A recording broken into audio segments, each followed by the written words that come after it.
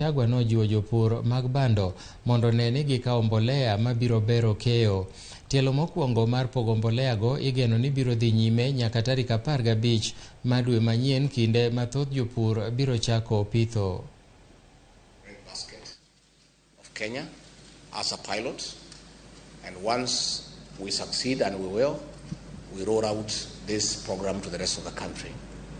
For now, the government has ordered 6 million bags of fertilizer, and the president has sent me here to come and inspect the program.